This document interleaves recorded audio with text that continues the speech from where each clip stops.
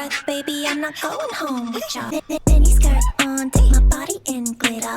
Platform sneakers, all the boys want a picture. I wanted to do a little video today on the Garmin Striker 4. I know I've done a review on it in the past, but today they've been out for quite a while now, so I wanted to do another one to kind of recap the last few years that I've had it. The last time I did a review, it was pretty close to right after I got the unit.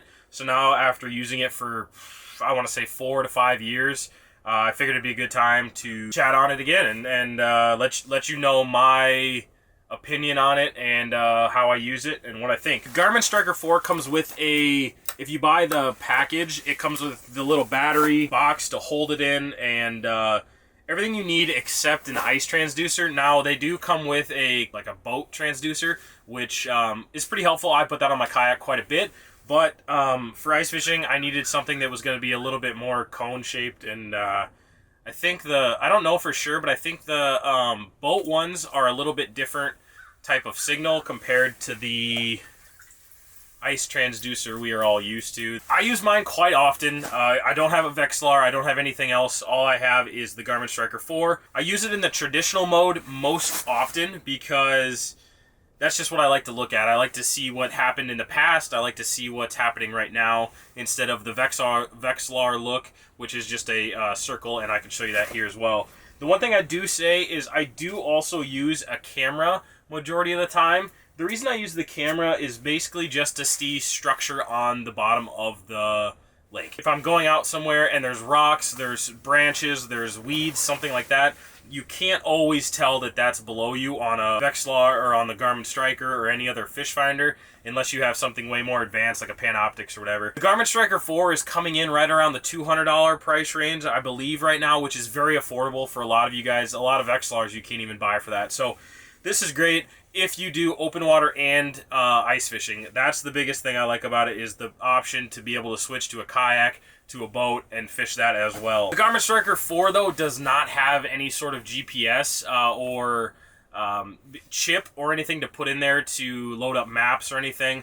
But what it does have is when you have been to a lake before, it will actually map that lake if you walk around it or if you drive around it with a boat, something of that sort. So that comes in handy. You can kind of log your own data, if you will. There's a ton of settings. These batteries last all day. I don't know if I've ever used a battery completely up. There's a lot of cool settings in there that I haven't even got to mess with yet, and I've had it for quite a few years. I've kind of just dialed in the settings that I like to use and just go with it. I use a dual beam, chirp 200 kHz. I set my gain on, I don't put it on auto, I put it manual so that it doesn't constantly change. I have had an issue with the Garmin. Whenever I would put it on auto, it would make my lure look really big, like it was a giant fish, and then it would go all the way down to where I basically couldn't even see the lure. So that's another thing that I just like to do. I like to go into the settings, switch it to the manual gain. Usually it's like 38 to 40 or something in that range is where I like to be if I'm fishing about 10 foot of water. So all in all, I very highly recommend. I've even given one of these Garmin Striker 4s away before. I highly recommend them. I really enjoy using it. It's very portable. It comes in a little pouch.